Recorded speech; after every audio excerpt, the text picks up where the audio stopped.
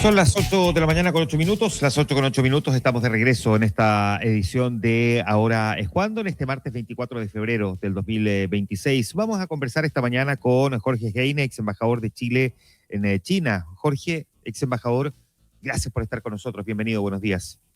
¿Qué tal? Muy buenos días, gracias por la oportunidad.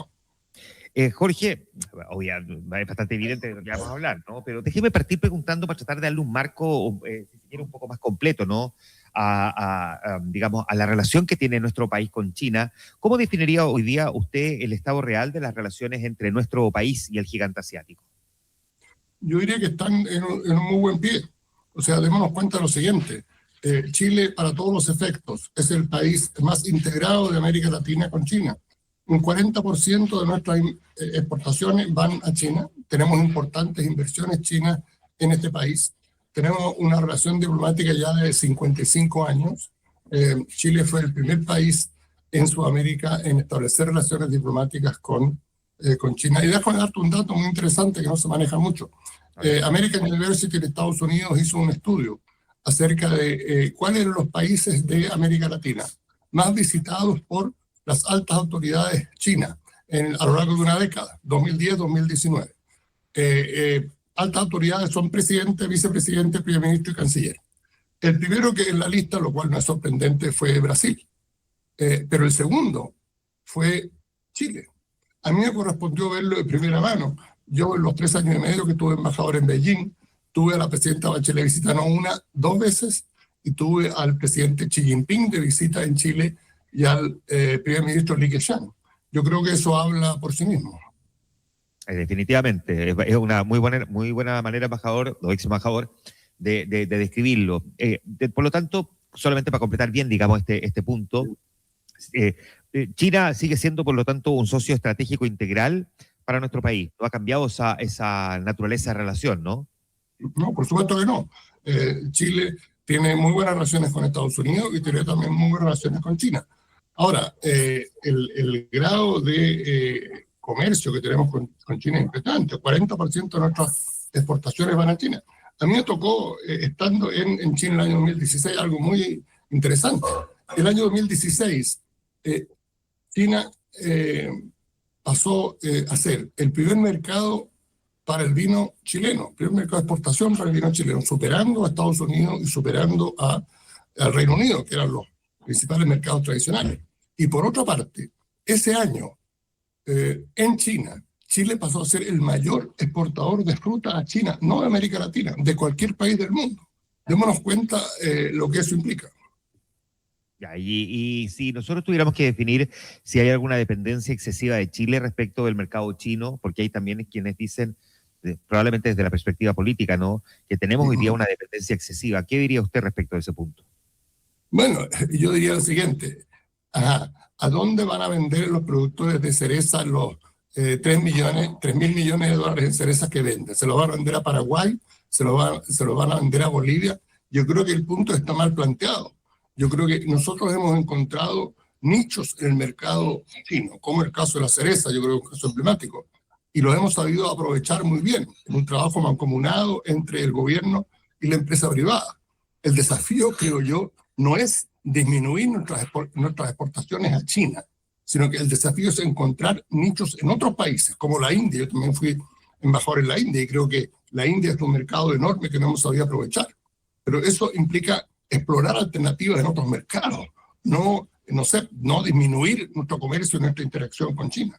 Evidente, es un muy buen punto. Ahora, en ese mismo entendido, ¿no?, siguiendo esa misma línea argumental de que deberíamos profundizar, ¿no?, con otros mercados también las relaciones bilaterales, mientras eso no se materialice o no avance como debería, ¿cuáles son los principales riesgos que eventualmente podría tener un país como el nuestro de una eventual dependencia del del mercado chino? Bueno, a ver, yo repito, yo creo que acá el tema es cómo nuestros exportadores, como nuestros industriales, como nuestros productores, se las arreglan para aprovechar dónde está la demanda. La demanda hoy día para ciertos productos claves que produce Chile proviene de China. Busquemos otros lugares donde exportar. Pero me parece que es decir que de alguna manera nos ha ido tan bien en China que esto termina siendo un problema. me parece que es poner la carreta delante de los bueyes. El tema es al revés, nos ha ido muy bien en China. Hagamos lo necesario para que nos vaya también bien en otras partes. Y eso es lo que no hemos hecho. Y embajador, en esta lógica, ¿ha cambiado la percepción china sobre Chile en los últimos años? No, yo diría que no. Yo estoy en contacto permanente con amigos chinos, tanto allá como en Chile. La impresión que tiene China de Chile es que este es un país serio, en el cual hay ciertas reglas que se respetan y en el cual ellos saben a qué atenerse. Es importante que nosotros mantengamos esa opinión que ellos tienen de nosotros. Y acá yo quisiera subrayar un tema que no se ha puesto en el tapete en estos últimos días. El secreto del éxito de Chile en estos últimos 35 años, diría yo, es el haber tenido una economía abierta al comercio, abierta a las inversiones, abierta a los flujos financieros. Muchos acá están comenzando a hablar que hay que poner restricciones a la inversión. Hay que mirarle el pasaporte a los inversionistas y ahí decidir a quién dejamos entrar y no dejamos entrar. A mí me parece que es un enfoque profundamente equivocado. O creemos en una economía abierta, en una economía de mercado, o no. Pero si creemos en ella, comenzar a mirarle el pasaporte a los inversionistas para decidir si los aceptamos o no los aceptamos, me parece el enfoque equivocado. Muy interesante ese punto también. Estamos conversando esta mañana con Jorge Heinex, embajador de Chile en China. Jorge, ¿por qué cree usted que este cable submarino entre Valparaíso y Hong Kong se transformó en un tema tan geopolítico y no solo tecnológico? Yo diría lo siguiente. Yo creo que acá lo que tenemos es una situación en la cual hay una gran carencia. Si nosotros miramos el mapa mundi y vemos cómo están distribuidos los cables submarinos que conectan el mundo de hoy. Vivimos en la era digital y por lo tanto la conectividad es fundamental. Estos cables submarinos transmiten alrededor de un 95% de todos los flujos de Internet, todos los flujos de comunicación electrónica en el mundo. Por lo tanto, son fundamentales. Cruzan el mundo entero. Sin embargo, nosotros miramos el mapa y hay un gran vacío. Uno mira el mapa entre Asia y Sudamérica, no hay ningún cable. Hay 30 cables entre Asia y Norteamérica. Hay 15 entre Norteamérica y Europa. Y no hay ninguno que cruce del Asia a Sudamérica, siendo que para Sudamérica, China es su principal socio comercial. Para Chile, un 60% de sus exportaciones van al Asia, 40% a China. Entonces, ¿a qué se debe esto? Es algo muy extraño. ¿Qué significa esto? Tú eres un hombre del mundo de las comunicaciones. Significa que todas las comunicaciones electrónicas, desde Chile, desde Perú, desde Ecuador, deben ir a Estados Unidos primero y de ahí cruzar al Asia. Eso claro. Es más lento y es más caro.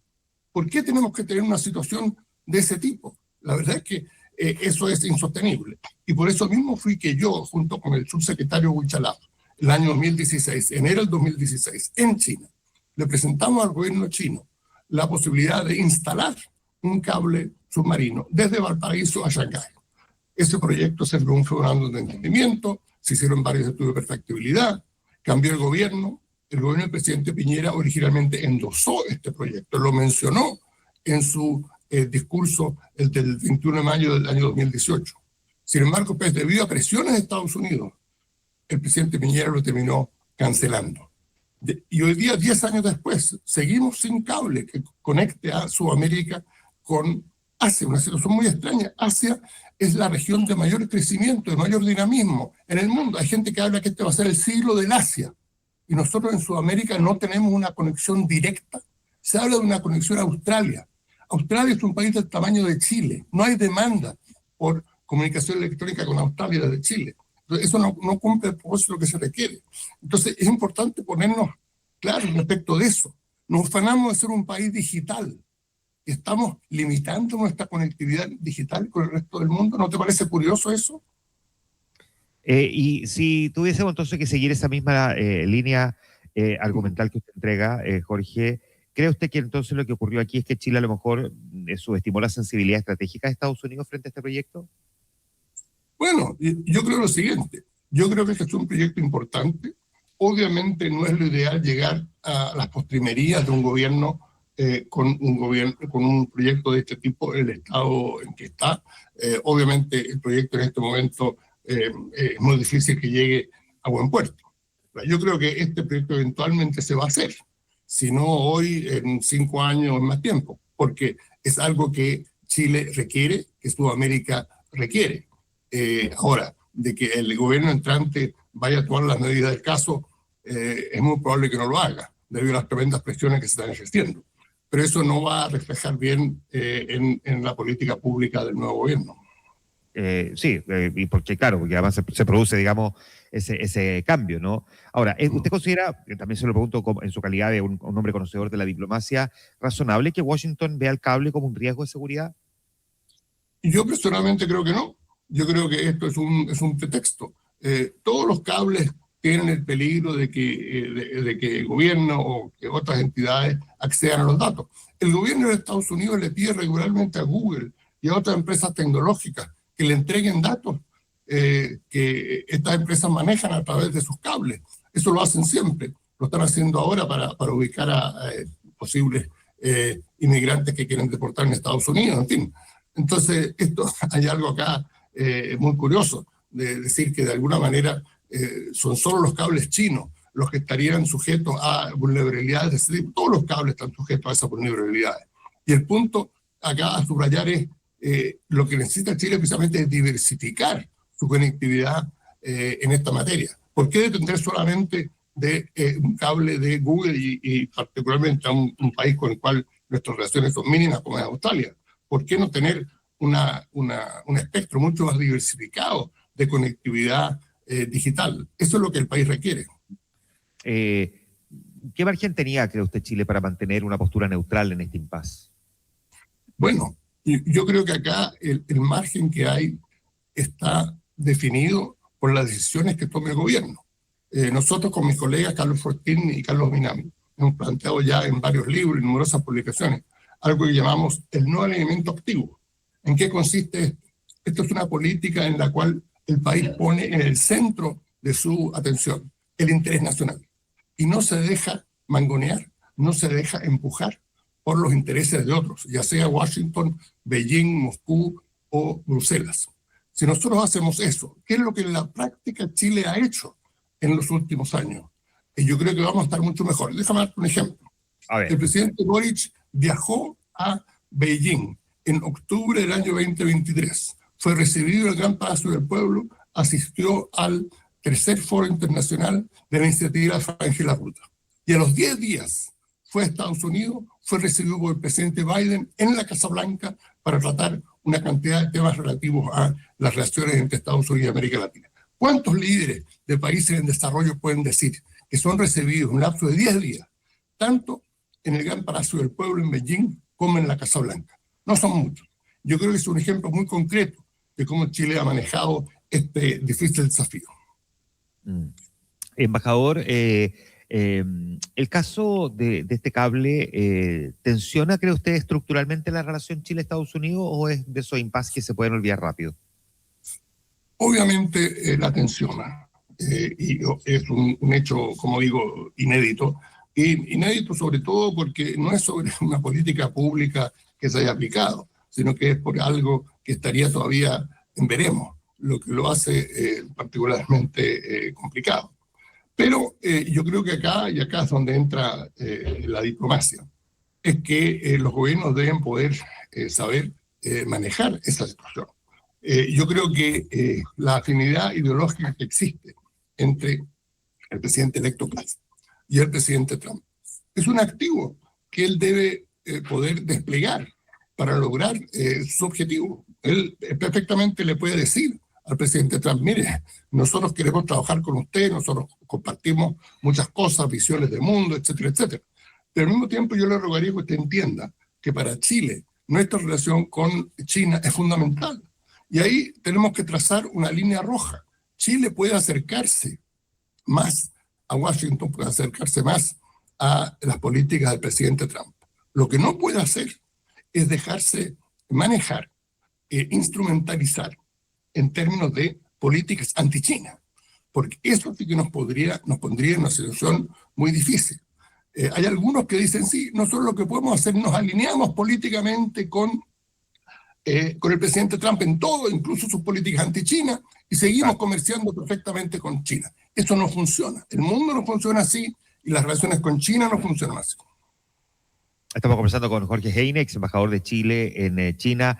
Jorge, esto por supuesto que es una cuestión que es compleja, ¿no? Porque optar por una alineación clara o mantener equilibrios pragmáticos pareciera ser, digamos, así como el dilema. ¿Usted cree que existe este riesgo de represalias comerciales si Chile profundiza vínculos tecnológicos con China? Yo sé que con Donald Trump todo es muy impredecible, ¿no? Depende cómo se levante además el presidente norteamericano, pero en el entendido de hasta dónde más o menos ya logramos comprender cómo es el gobernante que está en la Casa Blanca. ¿Usted cree que existe el riesgo de represalias comerciales si Chile profundiza vínculos con China?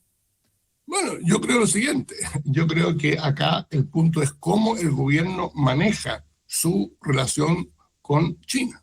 Repito, el hecho que el gobierno de Chile haya logrado aprobar y ratificar un tratado para evitar la doble tributación en Chile y Estados Unidos, el único país en América Latina junto a México en tener esa condición, nos indica que Chile tiene un margen de maniobra bastante mayor del que uno normalmente asume.